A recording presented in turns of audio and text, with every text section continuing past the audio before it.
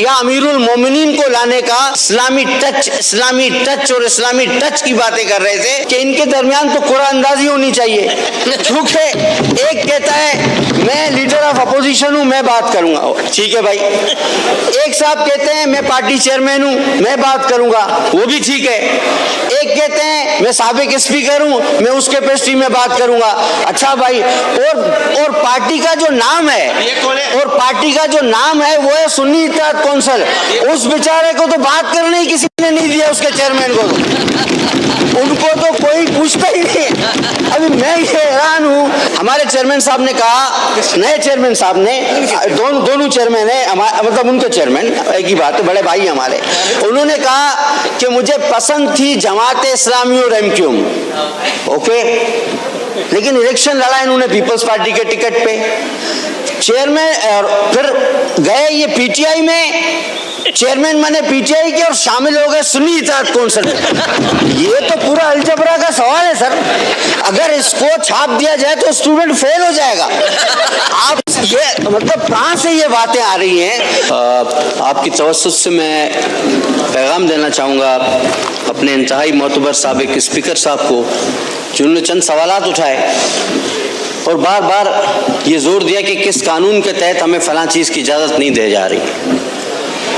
तो मैं ये अर्ज़ करूँगा कि जनाब ये वही कानून है जब हम आपके दफ्तर के बाहर सारी रात बैठे रहते थे बशमूल ख़वातीन के, और प्रोडक्शन आर्डर जारी नहीं होता था, आप पिछले दरवाजे से निकलकर चले जाते थे, हमें पता चलता था स्पीकर साहब चले गए। ये शायद उसी तरह का कोई कानून हो, या ये उसी तरह का शायद कोई कानून होगा कि हमारी अमेंडमेंट्स जमा होती थी, 40-40 दिन बिल एक दिन में पास हो जाते थे। अमेंडमेंट को पहली बार रोंदा गया, जमाशुदा अमेंडमेंट्स को, शायद ये उसी तरह का कोई कानून हो। या आप कहते हैं कि 85 की मजलिस शूरा से भी इस असेंबली को आप कमज़ोर समझते हैं। मैं समझता हूँ पिछली असेंबली, जब आप सबको बखूबी पता है कि वो किस तरह उसके कोरम पूरे कराए जाते थे, मेंबरान लोकेशंस भेजते थे किसको कि जी हम पहुँच गए, हमारी जान छोड़ दो, हम पहुँच गए, हम बिल पास करने पहुँच गए, हमने कोरम पूरा कर दिया है। आज भी वो मेंबर यहाँ मौजूद है और बहुत सारे खुलकर बताएंगे कि किस तरह ये असेंबली 2018 से 23 तक चलती रही, बल्कि 22 तक ये किस तरह चलती रही। लेकिन मुझे इस पर कोई एतराज ना होता कि गिला किया जाता हुकूमत सिंध से। अब मुझे नहीं पता कि वो क्या मसला है, लेकिन आपने नाम लिया हमारे पार्टी चेयरमैन का, जिनका ना कोई इजाज़त देने से ताल्लुक, ना कोई जलसे के हवाले से उनका कोई एतराज़। वो एक पार्टी चेयरमैन है, गवर्नमेंट अलग चीज़ है, पार्टी चेयरमैन अलग चीज़ है। और जनाब आपको कोई इजाज़त कैसे नहीं देगा? आप तो तैयारी कर रहे हैं कि जेल पर हमला करके अपने चेयरमैन को वहाँ से छुड़ाएंगे। तो आप तो बड़े जोरावर लोग हैं, आपको कौन रोक सकता है? बाकी आपने रिवायतन कराची वालों से एक मेरे ख्याल में शायद नफरत का जो एक रिवायती इज़हार है वो किया। देखें, हम भी आपके भाई हैं, आप लोग इलेक्शन जीते हैं, तो आप ये मत समझें कि सिर्फ इलेक्शन केपी में हो रहा था, इलेक्शन पूरे पाकिस्तान में हो रहा था। नताइज कुछ आपके हक में भी आए हैं, कुछ दूसरों के हक में भी आए हैं। 2018 में भी यही हुआ था। सर, मैं आपको आज अपनी मिसाल देता हूं पूरे सिंध में। 2018 में एक दिन में मेरी 3 बार रिकाउंटिंग कराई गई कि किसी तरह इसको हराया जाए।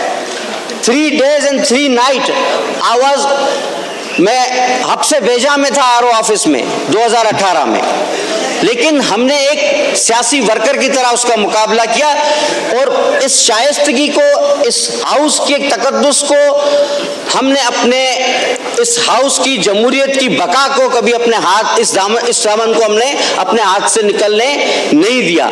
लेकिन आज जो हम देख रहे हैं, जिस तरह एहतजाज होते हैं, होने भी चाहिए, हमने भी किए हैं। मैंने एक बार एक जसारत की थी, शायद कुछ यादें माजी भी आ जाए जो कि अज़ाब ही है। मैंने जसारत की थी, मैंने अप्रोच किया था मैं हमेशा पूछ कर अप्रोच करता हूं कि मैं अप्रोच स्पीकर, मिस्टर स्पीकर, जो आपके साथ भी करता हूं। मैंने इन्हीं साहब को एक बार कहा था, मैंने कहा आपका नाम तारीख में लिखा जाएगा।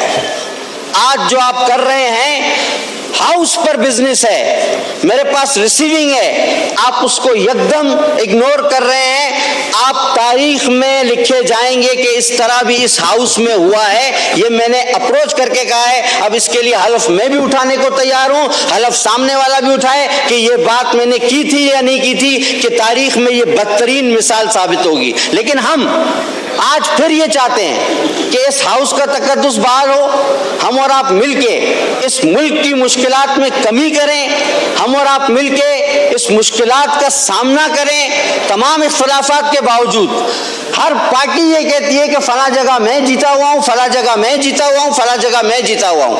अब आप अगर ये समझते हैं कि सारी जगहों पर आप जीते हुए हैं, तो फिर आप ऐसा करें मेरे भाई कि आप ये सारी की सारी सीटों पर अपने लोग बिठा दें, और जो आपका एक ख्याल था प्रेसिडेंशियल फॉर्म ऑफ गवर्नमेंट या अमीरुल मोमिनीन को लाने का, कि जिसके लिए आप इस्लामी टच और इस्लामी टच की बातें कर रहे थे, वो आप कर लें। देखिए 4 साल में आपको इतना ज्यादा हमेशा एडवांटेज मिला, हमेशा मौका मिला, हमेशा आपके साथ ताउन हुआ। हर एजेंसी का, हर ताकतवर इदारे का आपको कोरम पूरे करके दिए, मैंने कहा ना। लेकिन उस 4 साल में आपने करोड़ नौकरियां दे दी, लाखों घर बना दिए, हजारों डैम बना दिए। तो जनाब इस मुल्क के अवाम भी इतने कजजहन नहीं जितने आप समझते हैं। आप अपनी रिवायात को अगर थोड़ी देर के लिए याद करें, 5 मिनट के लिए, तो बखुदा आपको ये हाउस और आप स्पीकर साहब जिस तरह इस हाउस का तकद्दुस बरकरार रखने की कोशिश करते हैं, पूरा मौका देते हैं वहां पर। हालांकि मैं ये सोचता हूं कि इनके दरमियान तो कुरान अंदाजी होनी चाहिए, क्योंकि एक कहता है मैं लीडर ऑफ अपोजिशन हूं, मैं बात करूंगा, ठीक है भाई। एक साहब कहते हैं मैं पार्टी चेयरमैन हूं, मैं बात करूंगा, वो भी ठीक है। एक कहते हैं मैं साबिक स्पीकर हूं, मैं उसके पेस्ट्री में बात करूंगा। अच्छा भाई, और पार्टी का जो नाम है वो है सुन्नी इत्तेहाद कौंसिल। उस बेचारे को तो बात करने ही किसी ने नहीं दिया, उसके चेयरमैन को उनको तो कोई पूछता ही नहीं। अभी मैं ये हैरान हूं कि ये पार्टी कौन सी है। अच्छा, अब आपको एक सर मजेदार बात बताऊं। हमारे इस नए चेयरमैन साहब ने एक बात की। अब हमारे नए चेयरमैन साहब, मुझे बड़ा एहतराम है उनका, एक बात की। उन्होंने कहा कि सर मैंने इंटरप्ट नहीं किया, मुझे बात करने दिया सर, मुझे बात करने दिया। हमारे नए चेयरमैन साहब ने एक बड़ी जबरदस्त बात की अपनी एक तकरीर में, मुझे बड़ी पसंद आई।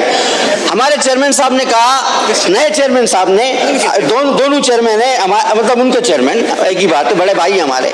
उन्होंने कहा कि मुझे पसंद थी जमात इस्लामी और एमक्यूएम, ओके, लेकिन इलेक्शन लड़ा इन्होंने पीपल्स पार्टी के टिकट पे चेयरमैन, और फिर गए ये पीटीआई में, चेयरमैन बने पीटीआई के और शामिल हो गए सुन्नी इत्तेहाद कौंसिल। ये तो पूरा अलजबरा का सवाल है सर। अगर इसको छाप दिया जाए तो स्टूडेंट फेल हो जाएगा। आप ये मतलब कहां से ये बातें आ रही हैं? और सर आप सीनियर आदमी हैं, अभी आपसे थोड़ा सा हौसला, थोड़ा सा तसल्ली रखें। मैं कोई ऐसी बात नहीं कर रहा, मैं तो इस हाउस को थोड़ा सा पिछड़ा वक्त याद दिला रहा हूँ। पटेल साहब, अगर एड्रेस द चेयर और प्लीज वाइंड अप कीजिए। सर मैं तो इस उसूल का कायल हूं कि मैं एड्रेस ही चेयर को करता हूं, लेकिन अगर दोनों जानिब से इस पर अमल किया जाए तो ज्यादा बेहतर है। हकीकत बात यह सर, हकीकत बात यह है कि इस वक्त जो हालात है ना, वो मैं आपको तुफैल न्याजी की जुबान में अगर बयान कर दूं, वो कहते हैं कि शौक दी यार फकीरी दा, कुछ शौक सी यार फकीरी दा, कुछ इश्क ने दर दर रोल था, कुछ